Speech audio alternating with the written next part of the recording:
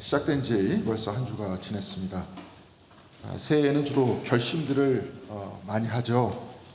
스스로 개선해야 할 것은 이미 자신이 알고 있기 때문에 새해에는 내가 잘하고 있는 장점은 더 키우고 잘하지 못한 것이나 개선해야 할 것은 바꿔보려고 그렇게 노력하겠다고 이렇게 결심하고 합니다.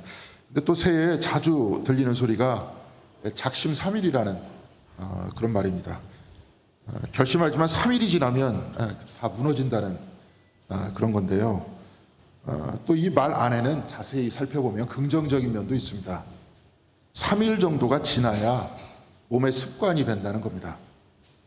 그런데 이렇게 습관이 만들어지기 전에 보통 결심이 무너진다는 거죠. 우리 교회 역시 새해부터는 새로운 결심이 만들어져야 한다고 하면서 작년 당회 때 매일 하나님과 만나는 시간, 곧 내가 홀로 있어 오직 하나님과만 보내는 시간을 그렇게 만들자고 그렇게 부탁드렸습니다. 침묵으로 기도하시는 분들은 적어도 40분은 하나님과 함께 있는 것이고요. 묵상하는 사람들과 같은 큐티책을 같이 하면 적어도 하루 1시간씩 이상은 하나님과 나만의 시간을 갖게 될 것입니다. 창조주 하나님은 매 순간 나와 함께 계십니다. 생명을 주시는 하나님께서는 늘 우리와 같이 계시고 하나님의 사랑과 구원의 은혜도 늘 우리와 함께 있습니다. 우리가 요즘 같이 읽고 있는 로마서에서는 예수 그리스도 안에 있는 하나님의 은혜를 받아들이는 믿음으로 우리가 구원을 받는다 이렇게 기록하고 있는데요. 바로 이것이 이제 로마서의 중심이죠. 여기서 말씀하는 믿음이란 하나님의 사랑, 좀 더 구체적으로 하나님께서 우리 모두에게 주시는 구원의 은혜를 받아들인다는 겁니다. 믿음 이전에 우리 모두에게 주시는 하나님의 은혜가 있다는 겁니다. 은혜는 모두에게 이미 주어졌는데 이를 믿느냐 마느냐, 받아들이느냐 마느냐 하는 것은 바로 저와 여러분에게 달려 있다는 겁니다. 받아들이는 것을 믿음이라고 한다면 받아들이지 못하는 것을 불신이라고 하는 겁니다. 받아들여 영원하신 하나님의 은혜, 곧 그 사랑을 내가 받고 있다고 느끼며 살아가면서 기쁨과 충만함 속에 살아가는 것과 나는 그냥 우연히 이 세상에 태어나서 시간이 지나면 소멸하고 말 것이라는 염세적인 생각을 가지고 불안해하는 것, 이것은 전적으로 우리에게 달려있다는 겁니다. 하나님께서는 모두에게 해와 비를 내려주듯이 악인이나 선인이나 믿음의 사람이나 불신의 사람 모두에게 은혜를 내려주시지만 받아들이고 안 받아들이고는 나에게 달려 있습니다. 그래서 믿음은 현재 나의 삶을 좌우하는 것입니다. 하나님과 함께 있는 그 시간은 우리의 믿음을 더하기 위한 시간입니다. 그래서 아무쪼록 올 한 해 하나님과 더불어 사시는 이 신앙생활을 통해서 교회 안에서만 하나님을 만나고 말씀을 읽는 우리가 아니라 일상 안에서도 말씀을 읽고 하나님과 더불어 사시면서 하나님의 은혜에 마음을 열고 응답하시는 여러분들이 더 되시기를 간절히 바라겠습니다. 지난주에도 말씀드렸지만 기독교가 다른 종교와 다른 점은 내가 노력해서 하나님께 가는 것이 아니라 거꾸로 하나님께서 우리에게 다가오신다는 점이 다르다고 했습니다. 일본의 기독교 대사상가 우츠무라 간조도 바로 이 점이 기독교가 다른 종교와 다른 점이라고 했습니다. 하나님께서는 저와 여러분 모두에게 생명을 주십니다. 그리고 하나님께서는 저와 여러분 모두를 구원하시기 위해서 사람으로 오셨습니다. 그리고 오늘 우리가 읽은 마태복음의 본문 말씀, 마태복음 3장 13절에는 이때 예수께서 갈릴리로부터 요단강에 이르러 요한에게 세례를 받으려 하시니 이렇게 기록하고 있습니다. 내가 예수께로 간 것이 아니라 예수께서 이르르셨다, 곧 도착하셨다, 이렇게 말씀하고 있습니다. 그러면 요단으로 오신 주님은 오늘 우리에게 어떤 가르침을 주고 계신 것입니까? 요단강으로 오신 주님에 대해 묵상하기 전에 먼저 염두에 둘 것이 있습니다. 예수라는 이름은 히브리어 여호수아의 헬라어식 발음입니다. 그러니까 예수의 히브리식 이름은 여호수아인 겁니다. 오늘 마태복음의 말씀, 예수께서 요단강에 이르렀다, 이렇게 오늘 본문이 시작한다면 이 성경을 처음 읽었던 유대인들과 초대교회의 성도들은 요단강 앞에 섰던 여호수아를 연상할 것입니다. 여호수아 3장을 보면 광야를 통과했던 이스라엘 백성들은 가나안 땅 바로 앞에 도달합니다. 가나안 땅에 들어가기 위해서는 요단강을 건너야 했는데 이들은 법궤를 앞세우고 요단강을 건넙니다. 그런데 여호수아는 전쟁을 통해서 가나안 땅을 정복해 들어가죠. 특히 요단강을 건널 때 제일 먼저 여리고성을 치게 되는데 기생 라합의 도움으로 함락시키는 장면이 여호수아의 정복 전쟁의 시작으로 알려져 있습니다. 그리고 가나안을 정복한 여호수아는 그 땅을 각 지파에 따라서 나누어 주었습니다. 땅을 정복해 들어가니 그곳에 먼저 살던 가나안 족속들은 다른 곳으로 쫓겨날 수밖에 없었고, 구약 성경의 역사는 쫓겨난 족속들과 이스라엘 간의 크고 작은 전쟁을 기록하고 있습니다.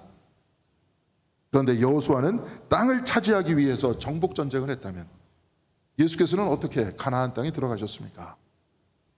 예수께서도 군사를 모집해서 전쟁을 하셨습니까? 그렇지 않죠. 예수께서는 전쟁을 하시지 않았다는 것은 이미 다 알고 있습니다. 오히려 칼을 들고 말고의 귀를 친 베드로에게 칼로 일어선 자는 칼로 망한다고 하셨습니다. 예수께서는 칼과 창으로 가나안 땅에 들어가지 않으셨습니다. 오늘 우리가 읽은 마태복음 3장 14절에 예수께서 세례를 받으시려고 하자 세례 요한은 이렇게 말리면서 말합니다. 내가 당신에게 세례를 받아야 할 터인데 당신이 내게로 오시나이까. 그런데 15절에 예수께서는 세례 요한에게 이렇게 대답하십니다. 예수께서 대답하여 이르시되 이제 허락하라. 우리가 이와 같이 하여 모든 의를 이루는 것이 합당하니라 하시니 이에 요한이 허락하는지라. 예수께서는 말씀하셨습니다. 이와 같이 하여 모든 의를 이루는 것이 합당하다. 싸움과 정복을 하여 의를 이루는 것이 아니라 서로 낮추면서 서로 높이면서 의를 이루는 것이 합당하다는 말씀입니다. 서로 낮추고 서로 높이면 싸움이 되지 않습니다. 싸움이 되지 않고 하나가 됩니다. 주님께서는 이와 같은 방법으로 의를 이루시기 위해 가나안 땅으로 들어가셨고 또한 오늘 우리에게 오고 계신 겁니다. 백성들에게 세례를 주던 요한은 마태복음 3장 9절에서는 이렇게 말씀하고 있습니다. 속으로 아브라함이 우리 조상이라고 생각하지 말라. 내가 너희에게 이르노니 하나님이 능히 이 돌들로도 아브라함의 자손이 되게 하시리라. 내 스스로 아브라함의 자손이라고 생각하면서 교만하는 사람들에게 회개하여 거리에 널려있는 돌과 같이 자신을 낮추라고 했습니다. 이렇게 겸손해야 갈등하지 않는다는 겁니다. 아브라함의 자손이라 스스로 높이면 아브라함의 자손이 아닌 사람들을 깔보게 되는 겁니다. 내가 힘이 있다고 스스로를 높이면 힘 없는 사람을 깔보게 되는 겁니다. 이렇게 가진 사람과 갖지 못한 사람이 갈등하는 것이 세상의 나라라면, 서로 다른 집단들이 자신의 이익을 위해 싸우는 것이 바로 이 세상이라면, 겸손하여 서로 낮추고 서로 높여 사랑으로 하나 되는 나라가 하나님의 나라라는 바로 그런 선포가 아니겠습니까? 회개하여 낮추던 그 겸손의 자리인 요단강은 물이 흐르던 곳입니다. 물이 흐른다고 하지만 물이 낮은 곳으로 향해 간다 이렇게 말해야 더 정확한 말이죠. 낮은 곳으로 향해 가는 것을 보면 우리는 물이 흐른다라고 이렇게 말하는데요. 물은 낮은 곳으로 가다 도착하는 곳은 바다입니다. 바다는 바닥이라는 말입니다. 가장 낮은 곳이라는 말이죠. 요단강은 물이 낮은 곳으로 흘러가는 바로 그 자리였습니다. 사람들이 낮아진 곳에 주님께서 오셨듯이 낮은 곳으로 물이 흘러가는 그곳에 주님께서 오신 것입니다. 동양의 고전 중에 하나인 도덕경의 제8장의 주제는 상선약수입니다. 큰 선함은 물과 같다 이런 말인데요. 한살림을 만든 장일순 선생과 감리교회 이현주 목사가 대담하면서 도덕경을 풀이한 그 책이 노자 이야기인데요. 이 책에서는 상선약수를 가장 착한 것은 물과 같다 이렇게 번역하고 있습니다. 도덕경에서는 물은 두 가지의 특징을 가지고 있다고 말하는데요. 첫째로는 수선리 만물 이부쟁이라고 합니다. 물은 모든 것을 이롭게 하고 다투지 않는다는 말입니다. 두 번째는 처중 인자 소우라고 합니다. 무사람이 싫어하는 곳에 거한다. 바로 이 말입니다. 모든 것을 이롭게 하고 다투지 않는다고 했습니다. 물이 있어야 식물도 자라고 사람도 물을 마셔야 살 수 있습니다. 모두를 이롭게 하는 것입니다. 그런데 물은 자기 자신을 위해서 일을 하지 않습니다. 내가 아닌 남을 위해서 일을 하니까 다툴 것이 없습니다. 다투는 것은 내 이익을 위해서 다투는 겁니다. 그런데 자신이 아닌 남을 위해서 일을 하니까 다툴 게 없는 겁니다. 또한 물이 흐르는 모양을 보면 다투지 않는 것에 대해서 구체적으로 알 수 있습니다. 시냇가에서 물이 흐르는 것을 보면 물이 싸우지 않는 것이 무엇인지 알 수 있죠. 시냇가 한가운데 바위가 있으면 바위와 싸우려고 하지 않고 돌아서 갑니다. 강바닥에 웅덩이와 같은 것이 파여져 있으면 그 파여져 있는 웅덩이를 다 채우고 흘러갑니다. 성경에서 다투지 않는 물과 같은 가장 유사한 사람이 나오는데요. 창세기 26장 12절을 보면 그 이삭의 모습이 나오는데 그의 모습이 가장 물과 닮아 있습니다. 이삭이 블레셋 사람들의 땅에 머물면서 농사를 짓는데 하나님께서 그에게 복을 주셔서 그 해에 100배의 수확을 냈다고 말씀하고 있습니다. 그러자 블레셋 사람들은 이삭을 시기하기 시작했다고 합니다. 그래서 그 땅에 이삭이 농사를 짓는 곳에 우물을 다 메워버렸다고 말씀은 전하고 있습니다. 그런데 이삭은 이런 블레셋 사람들과 다투지 않았습니다. 마치 물이 바위를 비켜가면서 흐르듯이 그는 블레셋에서 그랄 땅으로 자리를 옮겨서 거기에서 농사를 짓고 삽니다. 그리고 그곳에서 정착하기 위해 자기 아버지 아브라함이 팠던 우물을 다시 팠는데요. 이삭의 하인들이 물줄기를 찾아서 땅에 파니 창세기 26장 20절에 샘이 터지기 시작했다고 했습니다. 바로 그때 그랄 지방 목자들이 이것이 자기의 우물이라고 주장하면서 이들과 다투기 시작했습니다. 이삭의 종들과 그랄 지방의 목자들이 서로 자기의 것을 다투자 이삭은 싸우지 말라고 하면서 다른 곳으로 가자고 합니다. 그랄 땅의 다른 곳으로 가서 우물을 파서 물이 나오니 그 지방의 목자들이 다시 시비를 걸었다고 했습니다. 이삭은 또 이들과 다투지 않고 또 다른 곳으로 갔습니다. 그런데 그곳에 우물을 파서 거기에 머물러 정착합니다. 이때 아무도 이삭과 하인들에게 싸움을 걸어오지 않았습니다. 그래서 그 우물을 르호봇이라고 했는데요. 그 뜻은 하나님이 우리를 번성하게 하셨다 하는 뜻이라고 했습니다. 하나님께서 번성하게 하시는 르호봇에 이르기까지 이삭은 다투지 않았습니다. 우물을 파다 그곳 사람들이 자기 것이라고 하면 다른 곳에 가서 우물을 팠고 또 그곳에서 다른 사람들이 내 것이라고 우기면 그냥 주고 다른 곳으로 갔습니다. 다투지 않는 물처럼 이삭은 그렇게 살았습니다. 그랄 지방의 목자들이 이삭이 마지막으로 우물을 판 그곳에 싸움을 걸어오지 않았던 이유는 아마도 그곳이 그리 좋지 않은 장소였을지도 모릅니다. 그런데 이삭은 다투면서 좋은 것을 얻으려고 하는 사람이 아니었고 소박하더라도 다투지 않는 것을 좋아하던 평화주의자였습니다. 이삭과 같이 물은 다투지 않습니다. 그리고 남을 이롭게 합니다. 또한 물은 처중인지소우라고 했습니다. 물은 남들이 좋아하지 않는 곳에 거한다고 했습니다. 아마 오늘도 화장실에 다녀오셨을 텐데요. 화장실을 깨끗하게 유지시켜주는 것은 물이지 않습니까? 물은 오물을 식혀주고 우리의 배설물도 눈에 보이지 않는 곳으로 흘려보내줍니다. 물은 우리를 살립니다. 또한 물은 다투지 않고 모두를 이롭게 하고 물은 가장 더러운 곳에 거하면서 청결을 유지시켜줍니다. 다투지 않고 남들을 이롭게 하거나 남들이 거하지 않는 곳에 있으려고 한다면 자기 자신은 손해를 봐야 합니다.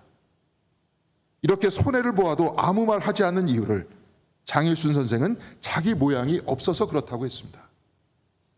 물에게는 고유한 형태가 없기 때문에 모난 그릇에 담기면 모난 모양을 하고 둥근 그릇에 담기면 둥근 모양을 하고 뜨거운 곳에서는 증기가 되고 추운 곳에서는 얼음이 된다고 합니다.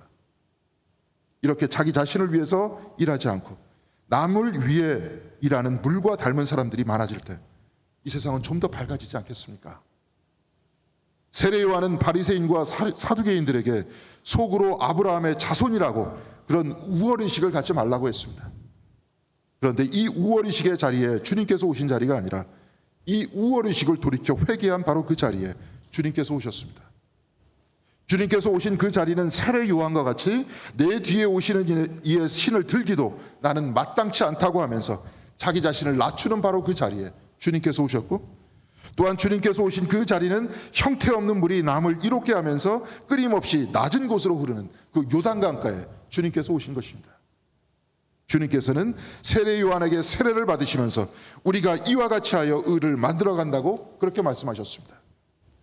오늘 우리가 읽은 구약 성경의 말씀에서는 이와 같이 하여 의를 만들어가는 하나님의 나라를 보여주고 있는데요.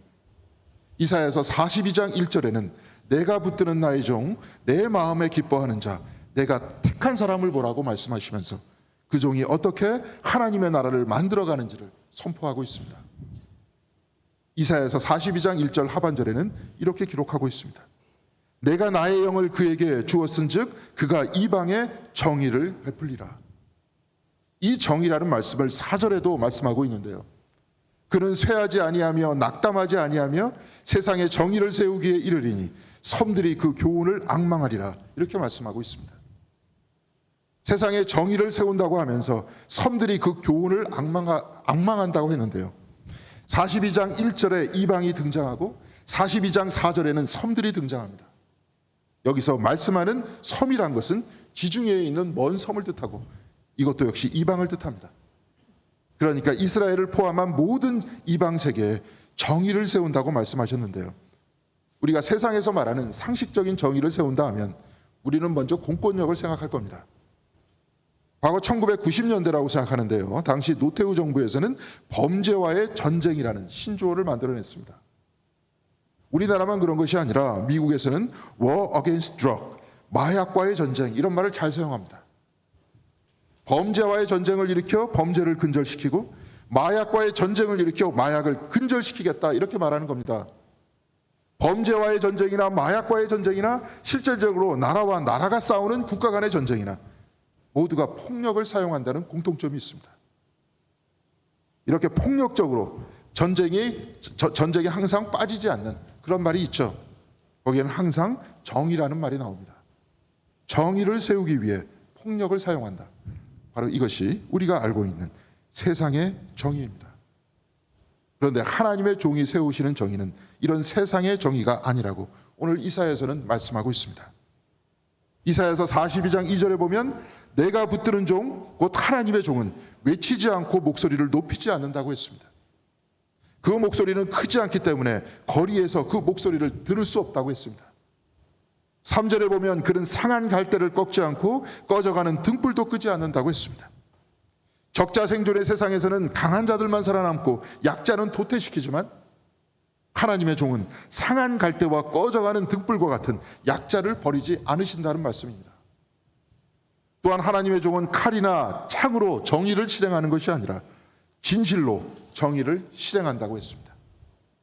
그리고 42장 6절에서 7절까지 하나님께서는 이사야 예언자를 통해서 이렇게 말씀하고 계십니다. 나 여호와가 의로 너를 불렀은즉 내가 내 손을 잡아 너를 보호하며 너를 세워 백성의 언약과 이방의 빛이 되게 하리니 내가 눈먼 자들의 눈을 밝히며 갇힌 자를 감옥에서 이끌어내며 흑암에 앉은 자를 감방에서 나오게 하리라. 하나님의 종은 백성과 이방의 빛이 된다고 했습니다. 이방인이나 유대인이나 어둠 곧 무지 안에 있는 사람들을 깨우쳐 준다는 겁니다. 또한 하나님의 종은 갇힌 자들을 풀어주고 흑암에 갇힌 자 곧 어려움에 처한 사람들을 꺼내주신다고 했습니다. 이 이사야의 예언을 이루시기 위해서 오늘 하나님의 아들 예수께서는 요단강 앞에 서신 겁니다. 그래서 세례 요한에게 세례를 달라고 하시면서 이와 같이 하여 서로 낮춰서 하나님의 의를 이루자고 하셨습니다. 가나안 땅에 들어오신 주님께서는 외치지 않으셨습니다. 목소리도 높이지 않으셨습니다. 상한 갈대와 꺼져가는 등불도 끄지 않으셨습니다. 상한 갈대와 같은 병자들, 나병 환자들, 맹인들을 고쳐주셨고 병자들을 고쳐주셨고 꺼져가는 등불과 같은 야이로의 딸과 나인성의 청년과 죽은 나사로를 살려 일으키셨습니다. 무지로 인해 눈먼 자들을 가르침으로 일깨워 주셨습니다. 그리고 십자가의 죽음과 부활을 통해서 우리 모두를 흑암에서 꺼내주신 것 아닙니까? 이 모든 하나님 나라의 사역은 요단강에서 시작했습니다. 남을 이롭게 하고 남이 가지 않은 곳에 처하는 그러한 물이 흐르는 요단강에서 세례 요한이 예수 앞에서 자기를 낮추고 예수께서도 자신을 낮추시면서 이와 같이 하여 하나님의 의를 이루겠다고 하는 그 겸손의 자리에서 하나님 나라의 사역은 시작됐던 겁니다. 이렇게 서로 낮추는 그 겸손의 자리에서 하늘에서 성령이 비둘기처럼 임했다고 오늘 본문은 말씀하고 있습니다. 성령께서 거대한 독수리처럼 임했던 것이 아니라 작고 소박한 비둘기처럼 겸손하게 예수님 위에 임하셨습니다. 바로 이때 하늘에서부터 음성이 들립니다. 이는 내 사랑하는 아들이요 내 기뻐하는 자라. 바로 이 순간에서부터 하나님 나라가 시작됐던 겁니다. 사랑하는 성도 여러분, 주님께서는 겸손의 자리에 오셨습니다. 그 겸손의 자리에 성령께서 임재하셨습니다. 그리고 그곳에 아버지 하나님께서 예수께서 내 사랑하는 아들, 내 기뻐하는 자라고 하시면서 축복하셨습니다. 사랑하는 성도 여러분, 이제 한 해가 시작됐습니다. 매해 우리는 복음서를 새로 읽으면서 다시 한 해를 결단합니다. 그리고 여러분들 모두 이제 앞으로 다가오는 또 한 해, 또 다른 한 해 앞에서 무엇인가를 결심하셨을 것입니다. 사역을 시작하시는 주님께서는 세례를 받으시면서 요한에게 이와 같이 하여 의를 이루어야 한다고 말씀하셨습니다. 의를 이룬다, 곧 하나님의 의를 이룬다는 것이죠. 주님께서는 하나님의 의를 이루기 위해서 이 땅에 오셨습니다. 그리고 그 방식은 겸손이었습니다. 우리 역시 다양한 계획과 뜻을 가지고 살아가고 있지만 성도들의 삶이란 나를 위해 사는 것이 아니라 하나님의 영광을 위해, 하나님의 의를 위해 사는 겁니다. 내가 새 직장을 갖게 된 것도, 내가 하루하루 일상을 사는 것도 나를 위해 하는 것이 아니라, 또한 내가 밥을 먹고 내가 자는 것도 나를 위해 하는 것이 아니라 하나님 나라와 하나님의 영광을 위해서 하는 겁니다. 하나님 나라를 위해서 오신 주님은 그 사역을 겸손을 통해서 시작하셨습니다. 그리고 그 겸손의 자리 위에 성령 하나님께서 오셨고 하늘에서는 음성이 들렸습니다. 이는 내 사랑하는 아들이요 내 기뻐하는 자라. 사랑하는 성도 여러분, 우리가 처한 모든 곳에 겸손히 나를 낮추는 가운데 그리스도께서 오시고 성령 하나님께서 임재하시고 여러분 모두 하나님의 사랑하는 아들이고 하나님의 사랑하는 딸이며 하나님의 기뻐하는 자가 되시길 바랍니다. 주님께서 이와 같이 하여 곧 겸손을 통해 하나님의 의를 세우신 것과 같이 우리도 서로 낮추고 서로를 높여주면서 서로를 살리시면서 올 한 해 주님과 동행하시는 한 해가 되시길 바랍니다. 그래서 하나님의 의가 겸손과 사랑 위에 세워지는 아름다운 우리의 삶, 우리의 가정, 또한 우리 공동교회가 되기를 주님의 이름으로 간절히 기원드리겠습니다. 기도하시겠습니다. 사랑과 은혜가 충만하신 하나님, 감사드립니다. 또 다른 한 해가 또 다른 무게를 가지고 우리 앞에 섰습니다.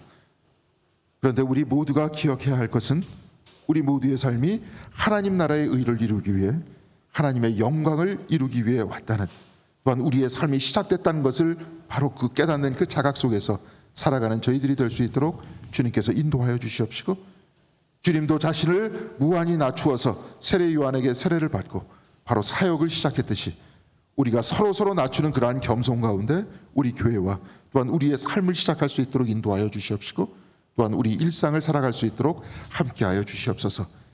이렇게 하여서 하나님의 의가 우리를 통해서 우리 주변에 이루어질 수 있도록 인도하여 주시옵시고, 우리 교회와 우리의 가정과 이 땅에 이루어지는 모습을 보면서 기뻐하는 우리의 신앙생활이 될 수 있도록 주께서 인도하여 주시옵소서.